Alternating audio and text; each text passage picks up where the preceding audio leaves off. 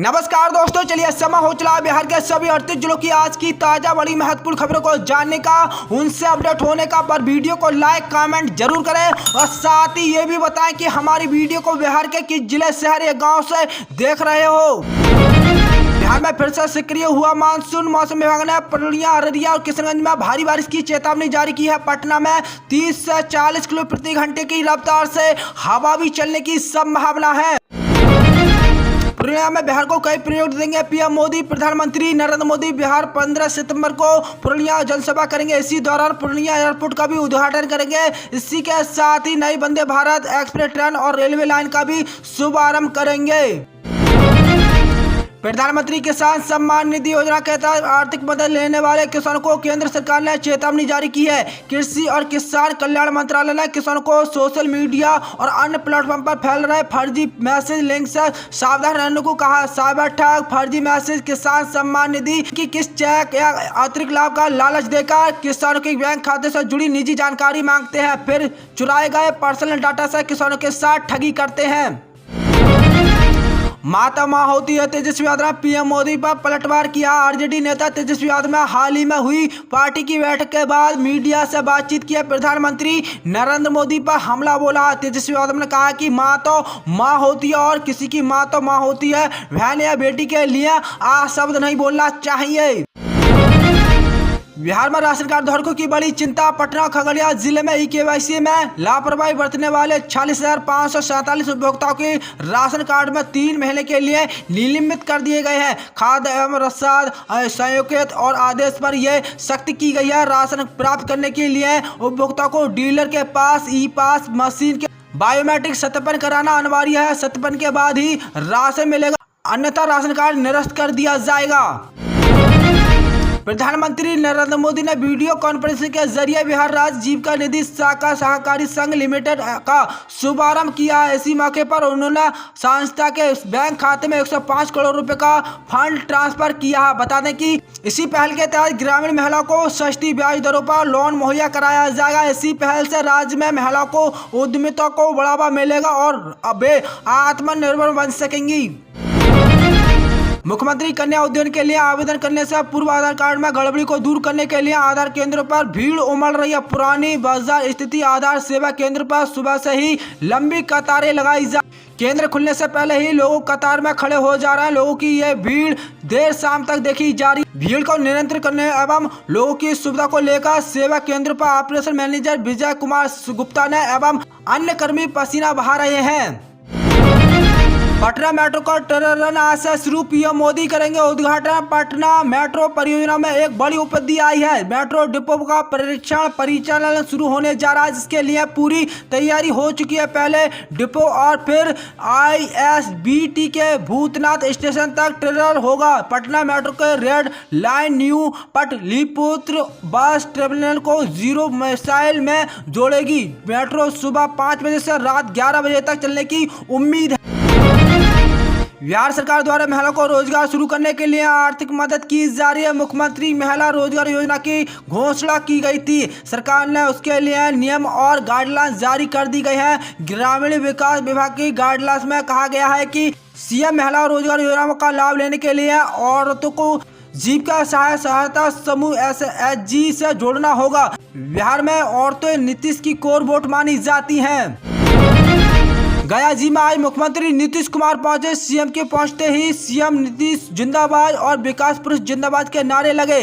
गांधी मैदान स्थित हेलीपैड पर उतरने के बाद सीएम सीधे विष्णुदेव पहुंचे हैं। सीएम ने विष्णुदेव मंदिर की स्थिति देवघाट का जायजा लिया है। वहां उन्होंने भगवान श्री हरि का दर्शन किया है और मंदिर परिसर में चल रही तैयारियों का जायजा लिया है। परिप्रेक्षित मेले को लेकर भी उन्होंने अधिकारियों के साथ समीक्षा की है।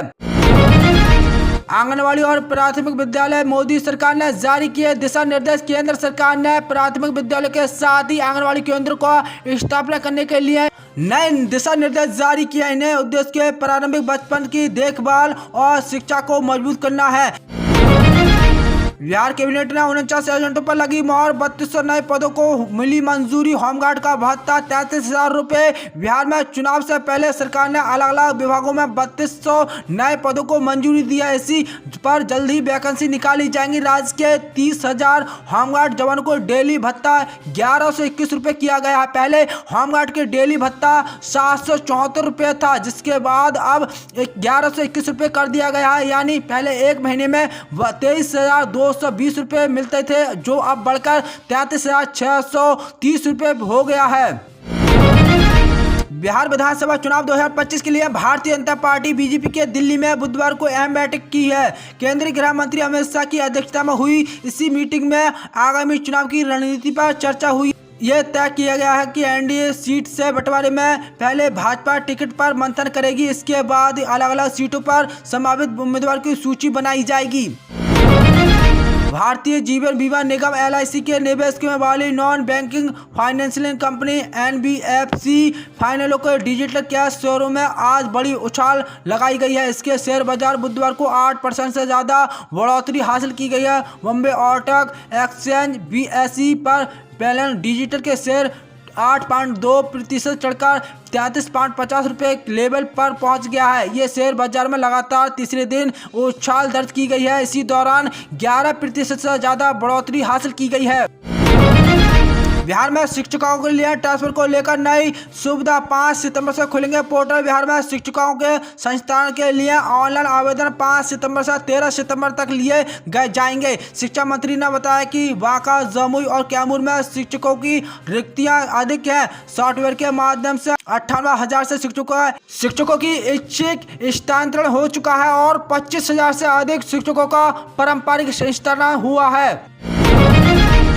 हेल्थ इंश्योरेंस में GST में राहत की संभव। लग्जरी इलेक्ट्रॉनिक वाहनों पर बढ़ेगा टैक्स। देश की प्रमुख इलेक्ट्रॉनिक वाहन निर्माता company Tata motor, Mahindra and Mahindra, JSW, MG motor, YBD, Mercedes एवं BMW और हाल ही में भारत में कदम रखने वाली टेस्ला को जल्द ही बड़ा झटका लग सकता है। खबर है कि GST परिषद की आगामी बैठक में 20 लाख से अधिक कीमतों वाले लग्जरी EV इलेक्ट्रॉनिक वाहन पर GST दर 5% से बढ़कर 18% किए जाने का प्रस्ताव चर्चा के लिए रखा जाएगा।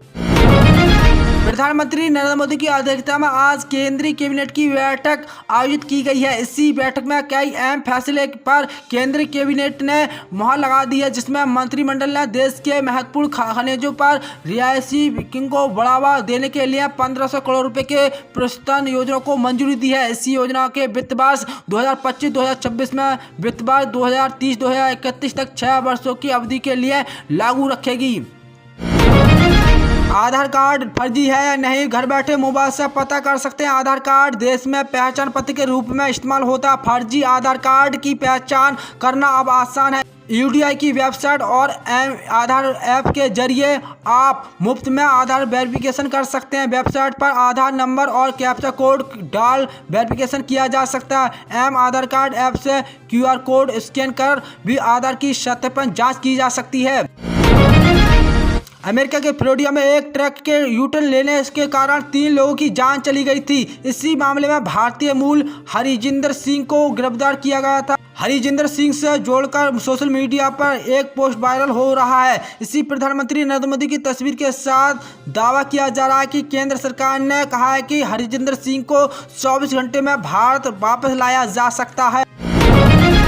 बिहार के 9वीं कक्षा के छात्रों के लिए रजिस्ट्रेशन की तारीख बढ़ी। बिहार विद्यालय परीक्षा समिति में 9वीं कक्षा के छात्रों के लिए पंजीकरण तिथि 15 सितंबर तक बढ़ा दी है। ये उन छात्रों के लिए जो 2027 में मैट्रिक की परीक्षा देंगे। छात्र ऑनलाइन biharboardonline.org पर पंजीकरण कर सकते हैं।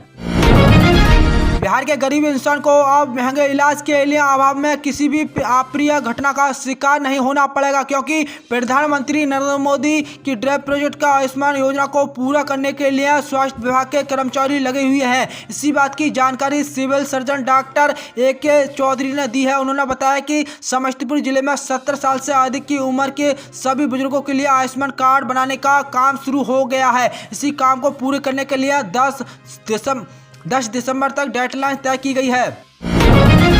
टेक्नोलॉजी की दुनिया में आर्टिफिशियल इंटेलिजेंट एआई ने तहलका मचा दिया। हर जगह एआई का शोर है। इसी बीच अमेरिका की दिग्गज टेक कंपनियों में शामिल सेल्सफोर्स ने एक झटके में 4000 लोगों को भाग कर रास्ता दिखा दिया है। ये छटनी कमेस्टर सपोर्ट एग्जीक्यूटिव की है। अब उनका काम एआई करेगा। अमेरिका क्लोस्ट सॉफ्टवेयर की दिग्गज बैंक ऑफ के बकॉस्ट के जरिए इसी बात की जानकारी दी गई है। बिहार में शिक्षक बनने का सपना देख रहे लाखों अभ्यर्थियों के लिए नीतीश सरकार ने बड़ा फैसला लिया है। बिहार शिक्षा विभाग ने निर्णय लिया है कि चौथे चरण की शिक्षा भर्ती TRE 4 का सबसे पहले बिहार विद्यालय परीक्षा समिति BSEB की ASTBT 2025 का आयोजन करेगी। शिक्षा मंत्री सुनील कुमार ने बताया कि आवेदन कब से शुरू होंगे और आयोजन की जगह बताने की शिक्षा अभ्यर्थियों की लंबे समय चल रही मांग को पूरी हो गई है। बिहार सरकार ने सरकारी स्कूलों के 72 बेहतरीन शिक्षकों को राजकीय शिक्षा पुरस्कार देने का ऐलान किया है। इनमें से प्राथमिक, माध्यमिक और उच्च माध्यमिक स्कूलों को शिक्षा शामिल है। पुरस्कार स्वरूप प्रत्येक शिक्षकों को 30,000 रुपये सर्वोच्च चिन्हित और प्रस्तावित पत्र मिलेगा। ये सम्मान 5 सितंबर को शिक्षा दिवस पर दिया जाएगा। बिहार के दरभंगा में 27 अगस्त को राहुल गांधी की बोर्ड अधिकार यात्रा के दौरान पीएम मोदी की मां को गाली दी थी। 7वें दिन पीएम मोदी ने सामने आकर गाली देने का जवाब दिया है। प्रधानमंत्री नरेंद्र मोदी ने मंगलवार को कहा है कि उसकी मैंने कल्पना नहीं की थी। बिहार में कांग्रेस के मंच पर मेरी मां को गाली दी थी।